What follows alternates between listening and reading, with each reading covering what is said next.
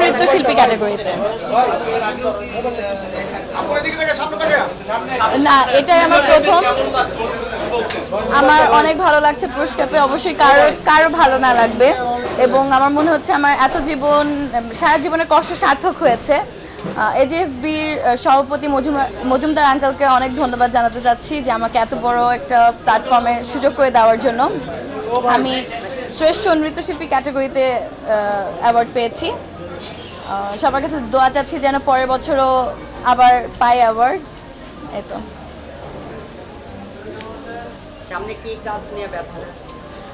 যেহেতু আমি নৃত্যশিল্পী আছি এবং তার পাশাপাশি উপস্থাপনাও করছি, তো উপস্থাপনার অনেকগুলো শো আছে, সেটি নিয়ে আপাতত ব্যস্ত আছি এবং পাশাপাশি পারফরমেন্স তো করি।